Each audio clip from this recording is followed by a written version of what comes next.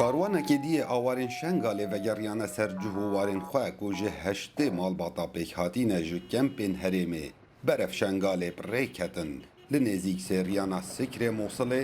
ji layê nûnerê Wezareta Koç û Koçberên Iraqê ve hatin pêşwazîkirin. وان جی تاثیر نکرد کردستان و 10 سال ام جی لوی دره بون ام جی خود الوان چادر هذا وهروح نك چادر شودين يعني حال مشكي تعبان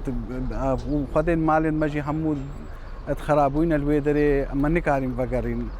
ويجا 10 سال تقريبا ام الوي درينا ويجا مدوين فقرين بطريقه من الدميم هاتنو هنن مساعده ما كان بس بخدي او مساعده كمره كرين يعني نتشتكوا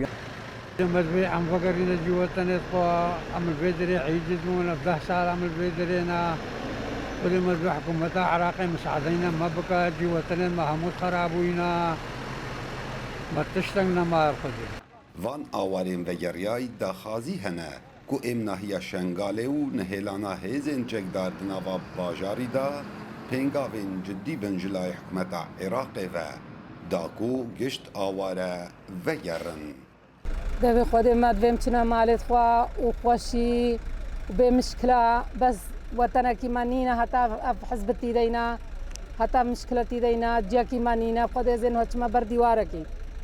چادرکامێ زارن مەدرسێ و نێت بووکامێ وێتی دەبن هەتا خودێ قەدینی هەکە مالەکەم چێکردن مالاوا ناڤە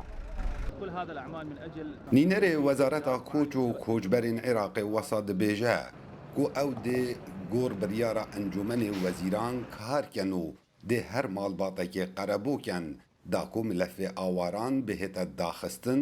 li Herêma Kurdistanê. عودة من مخيمات النزوح. Vegeriyan ji kempên awara li Herêma Kurdistanê ev cêvecêkirina fermana Wezareta Koç û Koçbera ye. Îro heştê malbat vegeriyan ku dibine 327 kes ji kempên Duhokê me peywendî diger rêxrawên nîvdewletî heye wekû IOM da ku bi hevra fermana Encûmenê Wezîran cêvecêkên ji bo nihêlana milefê awara. من إنهاء ملف النزوح. Biryara hikûmeta Iraqê ku her awarekê vegerît wê hête qerebûkirin. Lewma nebtinê beşek ji awarên Şengalê vegeriyayîne bigorey ragihandina fermangeha Koç û Koçberan li parêzgeha Neynewa ku erebên vê parêzgehê jî di heman roj da heştê malbat ji Herêma Kurdistanê vegeriyayîne Mosilê û dê bi heman serederî digel wa hête kirin. Kawa Emer Dengê Emerîka, deşta Neynewa.